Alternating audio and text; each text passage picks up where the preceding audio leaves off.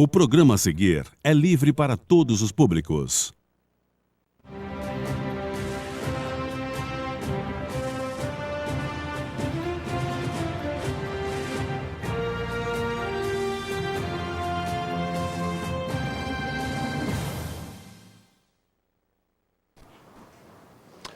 Muito boa tarde, senhoras e senhores. Entrando no ar agora ao vivo, aqui pela TV Osasco, e pode ser acompanhado pelo Facebook da Defenda, o programa da Associação dos Oficiais Militares do Estado de São Paulo em defesa da Polícia Militar.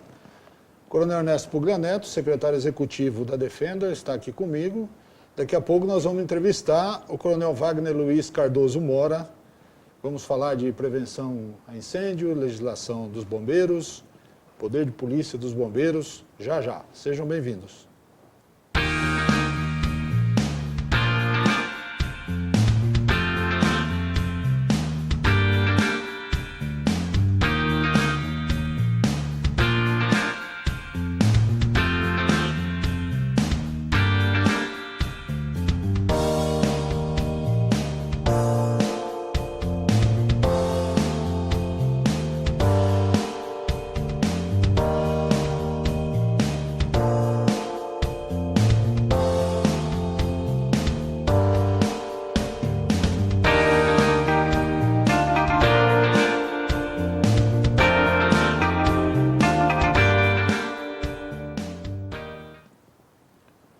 Sábado passado, fomos até Campinas para o primeiro encontro de pré-candidatos da Polícia Militar para as eleições deste ano. Iniciativa do vereador Tenente Santini, com o apoio de várias associações representativas dos policiais militares, dentre elas a Defenda, o encontro reuniu mais de 500 policiais militares e seus familiares. Estiveram presentes o candidato a governador Paulo Scaff, com sua vice, tenente-coronel Carla Basson, os deputados estaduais Coronel Telhado e Coronel Camilo, além do deputado federal Major Olímpio. Todos os pré-candidatos subiram ao palco para fazer uma apresentação pessoal, já que não podiam fazer campanha. A Defenda participou ativamente da organização do encontro, principalmente com o Coronel Figueiredo. E desse evento eu separei um vídeo em que o Coronel Ernesto fala da importância dessas eleições. A partir do momento que nós nos declaramos apolíticos, nós deixamos que os políticos façam o que bem entenderem com a nossa vida. E nós ficamos assim durante muito tempo, observando à distância as coisas acontecerem e reclamando nas nossas cantinas, nos nossos alojamentos, dentro dos quartéis, chorando leite derramado, porque nós não corremos atrás.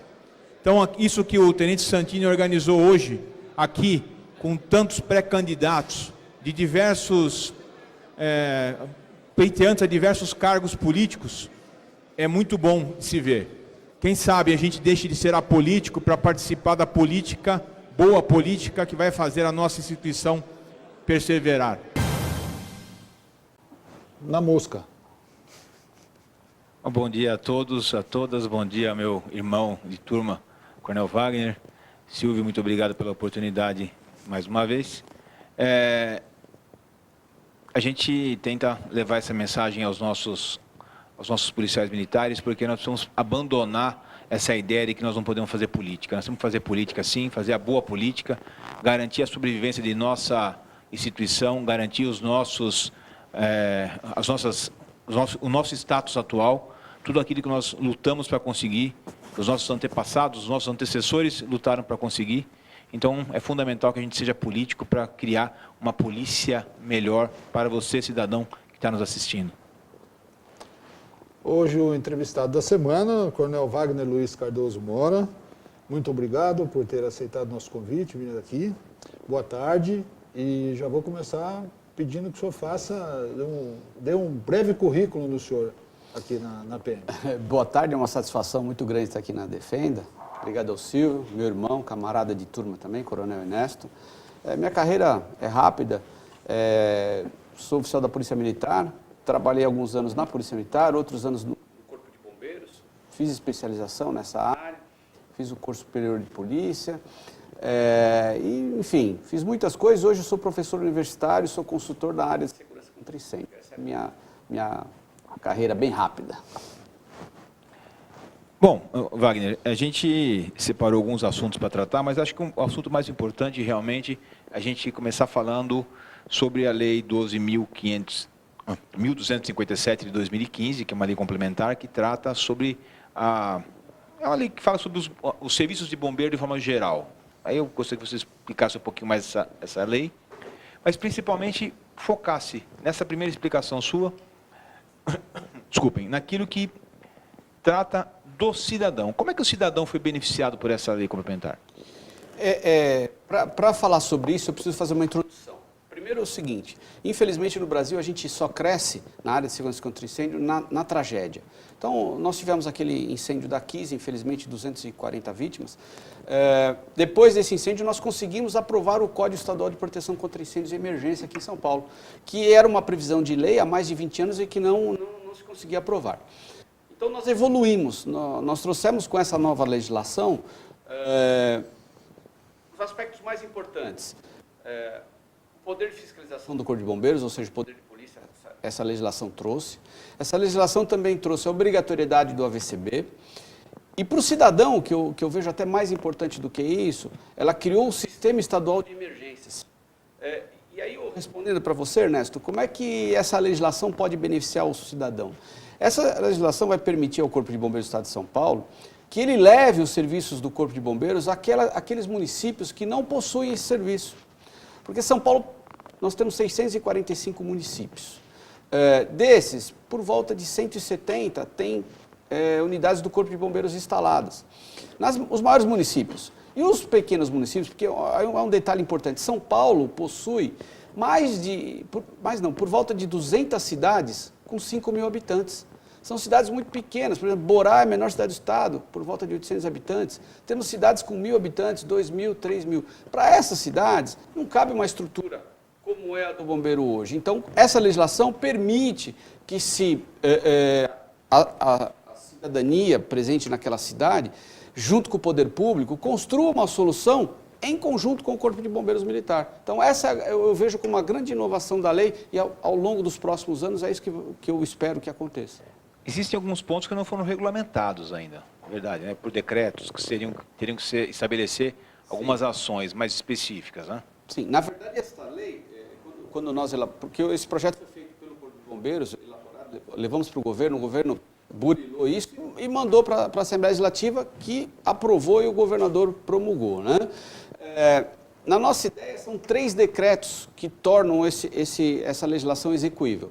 Desses 3 decretos, 2 já saíram. Um decreto que regulamenta o Fundo de Bombeiros, o segundo decreto que cria e regulamenta esse sistema de emergências, já está em vigor há pouco tempo, alguns 2 ou 3 meses esse decreto, e falta o terceiro decreto, que é exatamente por conta do poder de fiscalização do Corpo de Bombeiros, porque a legislação ela trouxe o poder de polícia. No entanto, esse poder de polícia, para ser exercido, ele necessita de uma regulamentação. E esse decreto ainda não saiu. Acredito que o poder público, o executivo, esteja tratando disso. O senhor pode esmiuçar um pouquinho mais o que é esse poder de polícia do bombeiro? Sem querer falar de juridiquês aqui, né, não precisa ser advogado para entender, mas o poder de polícia, quando nós falamos, é o poder que a administração pública tem de fiscalizar, assim como a vigilância sanitária, como os fiscais da prefeitura. Então, o Corpo de Bombeiros de São Paulo, ele não pode chegar numa edificação e fiscalizar as medidas de segurança contra incêndio sem a regulamentação desse poder.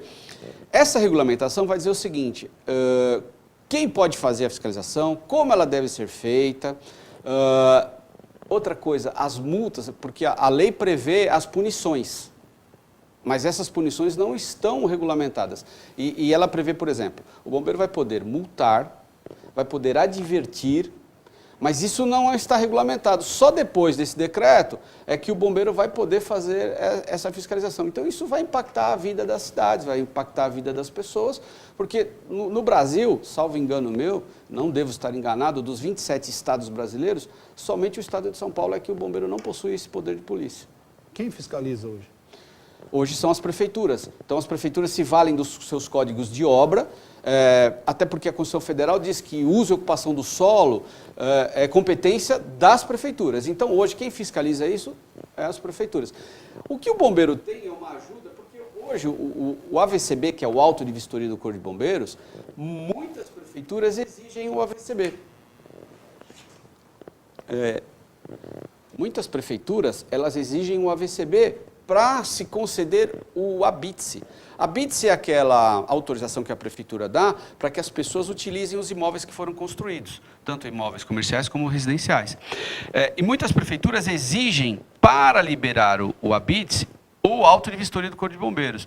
Então, é uma fiscalização indireta, né? Porque na medida em que a prefeitura exige esse documento, ela está passando um pouquinho a responsabilidade para o bombeiro, né? Porque ela recebe aquele documento e ela fica tranquila. Olha, esse edifício está ok com relação às medidas de segurança contra incêndio. Mas nesse quadro, o bombeiro não pode fazer nada em relação à prevenção. Então, hoje o bombeiro, na verdade, ele não pode fiscalizar. O que o bombeiro faz quando ele encontra... melhor dizendo, o bombeiro ele faz muitas fiscalizações por conta de requisições do Ministério Público. Sim. E isso acontece. É comum, então, como é uma ordem judicial, uma ordem legal, o Corpo de Bombeiros vai até o local, faz a fiscalização, mas ele não toma providências. Ele faz um relatório, ele não pode tomar providência. Ele faz um relatório e ele devolve esse relatório ou para o Poder Judiciário ou para o Ministério Público. O que o bombeiro também faz é avisar a prefeitura. A única situação, que essa é por força da Constituição Federal, que o bombeiro pode interditar uma edificação, é se ele detectar um perigo iminente. Se o bombeiro chegou numa ocorrência ou foi chamado e ele verifica que um edifício está prestes a desabar, ele tem obrigação legal de interditar aquele edifício e retirar as pessoas. Mas veja, é só nesse momento, sem o poder de polícia, é só nesse momento da emergência, do perigo imediato e real. Entendi. E essa lei, ela trouxe algumas medidas também, vamos assim dizer, não vou nem falar medidas, trouxe alguns benefícios, algumas funções adicionais ao bombeiro, ao corpo de bombeiros em si. Ela regulamentou algumas coisas que não estavam regulamentadas ainda. O próprio fundo de bombeiros é uma dessas regulamentações. Qual o impacto assim, mais, a gente pode colocar como mais importante para o Corpo de Bombeiros a partir dessa legislação? Olha, eu entendo esta lei como um marco. Eu entendo essa lei como um marco regulatório. Num primeiro momento, por quê? Ela marca esse início do sistema de emergências, porque nenhum Estado brasileiro possui um sistema desse. É inegável hoje, isso eu vou falar agora com minha opinião pessoal, nós percebemos que o Estado não consegue dar conta de tudo. Então essa lei eu vejo como muito moderna, porque ela prevê uma parceria com a iniciativa privada, com bombeiros municipais, lógico, tudo organizado. Não é possível você permitir que qualquer bombeiro se instale, porque os bombeiros trabalham com protocolos. Então, quando o bombeiro está atendendo um incêndio, ou quando ele vai retirar uma pessoa que está presa nas ferragens, há um protocolo, há um treinamento, há uma formação. Se você não centralizar isso e você não fizer com que as pessoas sigam esse protocolo, pessoas vão morrer, porque serão mal atendidas. E também impede também um trabalho conjunto, vamos assim dizer, do bombeiro que está no município com o bombeiro de outro município. Quando se unifica a formação, exatamente. Você tem condições de trabalhar em conjunto. Ernesto, na minha experiência, e hoje o que eu vou falar aqui agora é uma convicção absoluta que eu tenho, pela vivência de 33 anos na Polícia Militar, no Corpo de Bombeiros, que é o seguinte, as ocorrências de bombeiro, elas são diferentes das ocorrências de polícia. Em regra, por favor, há exceções, mas em regra as ocorrências policiais são mais rápidas. Os assaltos, vamos dizer assim, eles são fugazes. Em 1 hora acabou, em meia hora, em 2 horas. Há ocorrências de bombeiro que às vezes duram semanas. Nós já tivemos o caso de amendoim queimando, que ficou 15 dias queimando. Então, o que acontece? Qual é a minha convicção? Que o que dá força para o bombeiro atender bem é sistema. Por que sistema? Porque, vejam só, vamos falar aqui da região metropolitana de São Paulo, 38 municípios. O Corpo de Bombeiros, eu consigo deslocar uma viatura de bombeiros de Arujá, por exemplo, aqui para Osasco. Então, se eu tiver um grande incêndio em Osasco, eu consigo trazer viaturas de São Paulo, viaturas de Cotia, viaturas de Guarulhos. Isso é que dá força para pro atendimento. Então, quanto melhor eu azeitar esse sistema, e por que não receber nesse sistema as forças vivas da sociedade? Então, por exemplo, os PANs, Planos de Auxílio Mútuo, que são acordos entre empresas e o bombeiro, onde todos se ajudam. Existem as redes integradas de emergência, e assim por diante. O que essa lei fez? Regulamentou isso aí. Ou seja, junto com a sociedade, o bombeiro ele vai conseguir, com certeza, aumentar o serviço, prestar esse serviço, principalmente nessas pequenas cidades, são pequenas comunidades que hoje não desfrutam do serviço público que é o bombeiro. Então, assim, eu vejo como Mas, pela nossa cultura, vai demorar, leva um tempo até isso se desenvolver, porque é preciso que se vençam paradigmas, né? E a lei já venceu um paradigma de estar aprovada, né? Estamos caminhando para a Constituição. Sim. A segurança é um dever do Estado e responsabilidade de todos. Sim. Exatamente.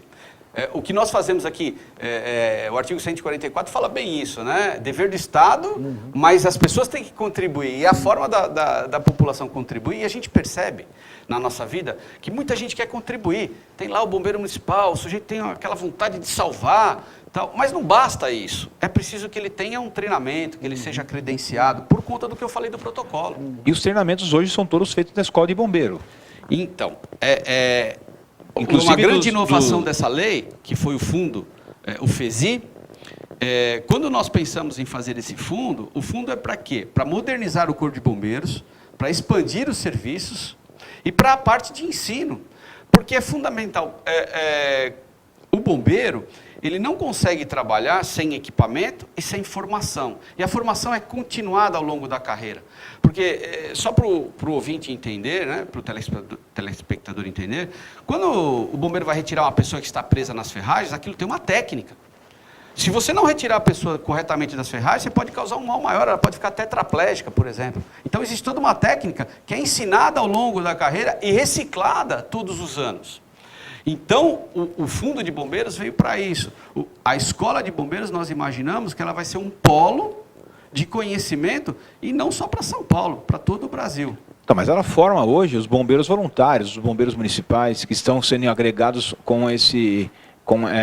de acordo com esse sistema que você está dizendo. Sim, isso já existe há algum tempo. Aqueles municípios que querem formar bombeiros municipais, eles, numa conversa com o Corpo de Bombeiros, mandam o seu efetivo para a Escola de Bombeiros e a escola forma o bombeiro municipal. Nos mesmos protocolos que o bombeiro estadual. Exatamente. É essa a grande vantagem, porque esse bombeiro municipal, ele vai falar a mesma linguagem do bombeiro militar. Ele, quando for retirar uma pessoa que está presa nas ferragens, ele vai usar a mesma técnica, porque ele aprendeu na escola de bombeiros. Ou seja, a doutrina fica unificada. O perigo de se descentralizar essa doutrina é o risco de se perder vidas, porque os protocolos são rígidos e nem poderia ser diferente. Você não pode imobilizar uma pessoa num lugar diferente do outro, né? Então, em São Paulo você faz de um jeito, em Santos você faz do outro, em Araraquara você faz do outro. Não pode. Não é? São protocolos médicos, vamos dizer assim. Então, esse protocolo tem que ser ensinado e tem que ser praticado da mesma forma. E aí a Escola de Bombeiros tem um grande papel, que é esse papel de difusora do conhecimento, né, e de propagar, de repassar esse conhecimento e de formar os instrutores. Então, é um orgulho nosso a Escola de Bombeiros, né? Qual é o tempo necessário para treinar uma equipe de bombeiro municipal, por exemplo?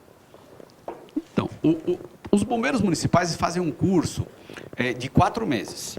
Tá certo? Mas esse curso é muito forte, ele fica o dia inteiro, de segunda a sexta-feira, só que ele forma o básico. Essa formação é básica. Depois ele tem uma série de cursos. Então, por exemplo, curso de salvamento em altura, curso de salvamento terrestre, curso de mergulho. Existe uma série de complementações, fora as reciclagens que ele faz todo ano. Porque o aprendizado é contínuo e nem poderia ser diferente, porque o bombeiro não pode acomodar. Ele não pode acomodar ao longo dos anos. Ele se formou. Se ele não fizer nada em 10 anos, ele fica defasado. Portanto, nós estamos sempre preocupados com essa reciclagem e com esses cursos que ele tem que fazer. Já o bombeiro militar, ele tem uma formação de 1 ano. Ela é bem mais completa do que essa do bombeiro municipal. Mas o bombeiro municipal pode se atualizar fazendo esses cursos.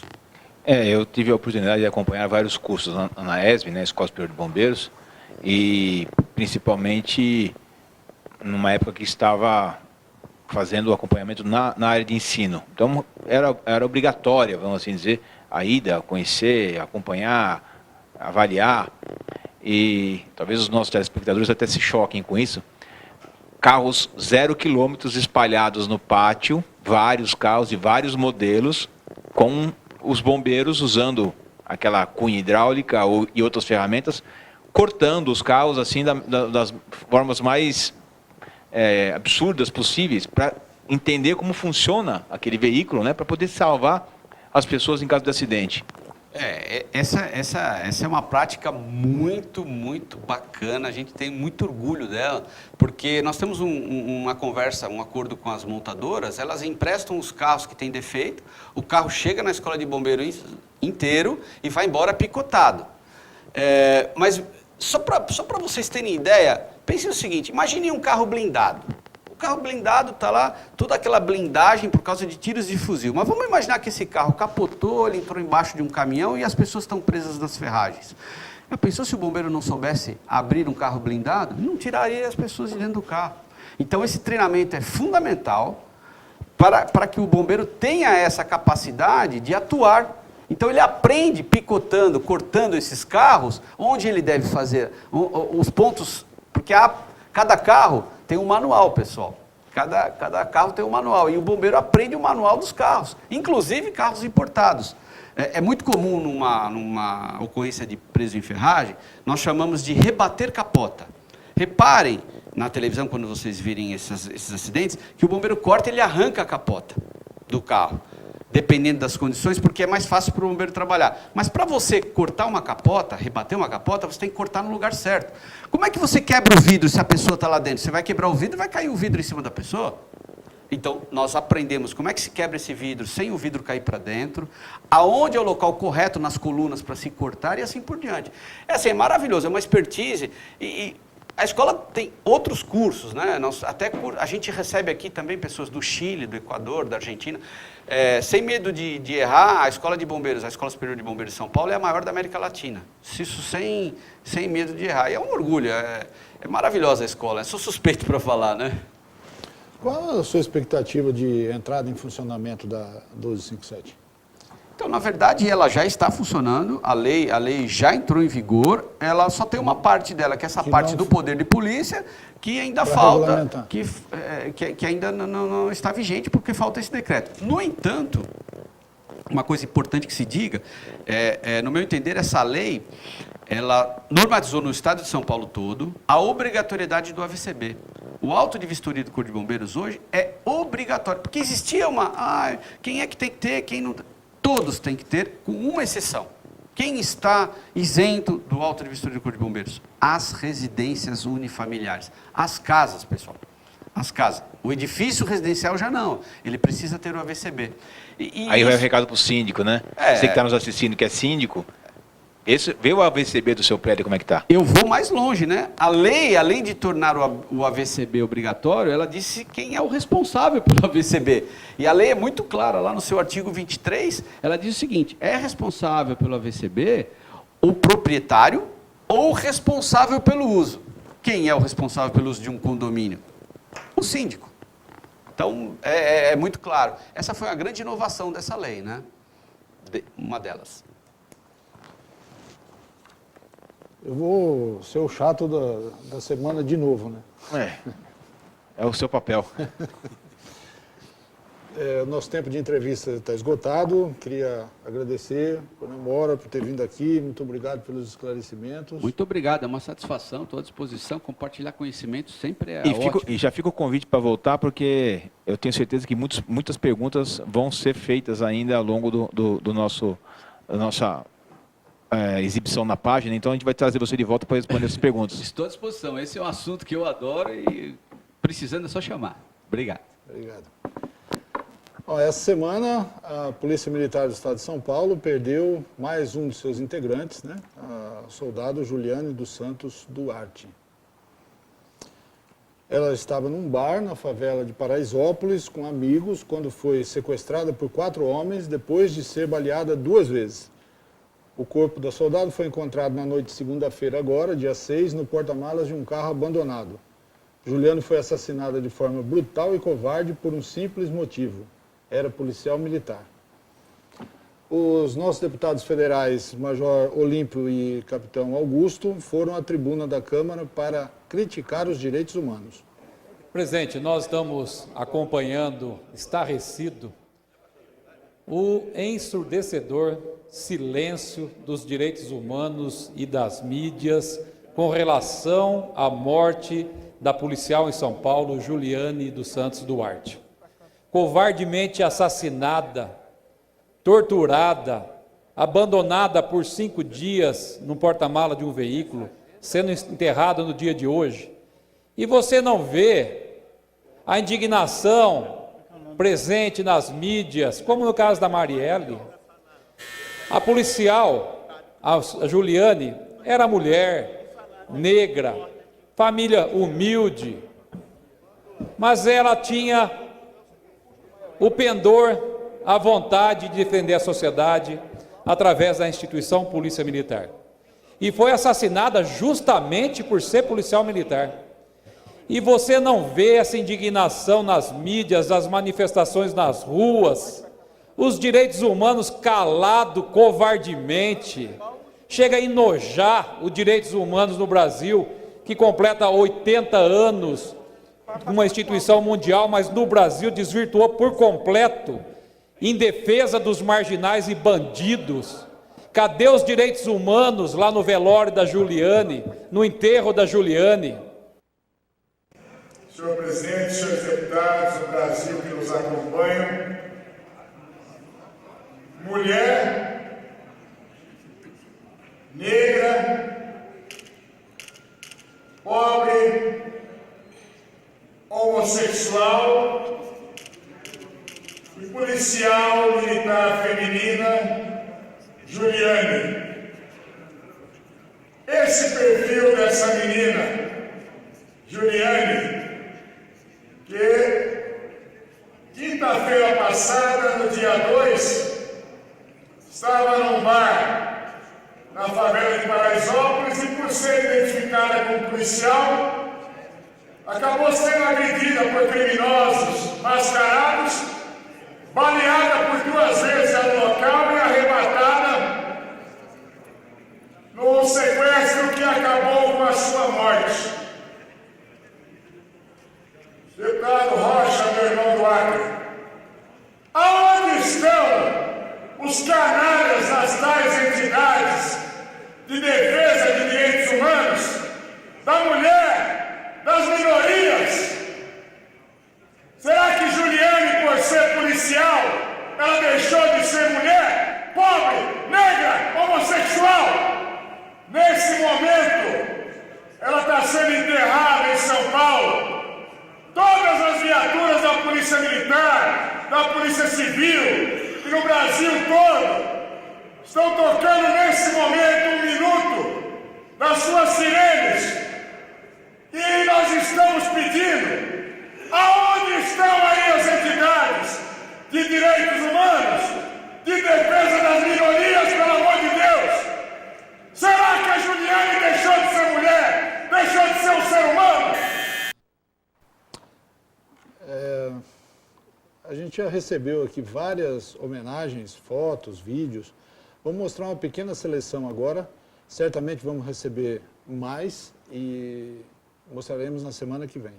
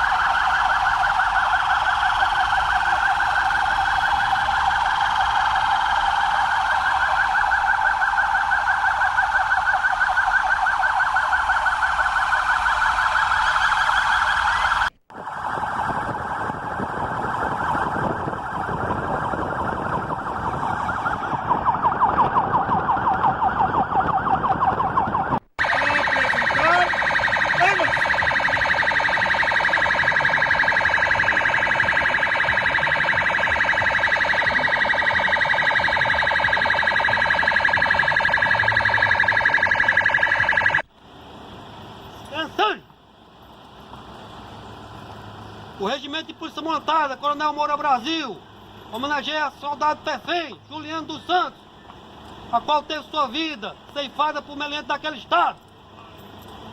São Pilotão, sentido. Apresentar arma.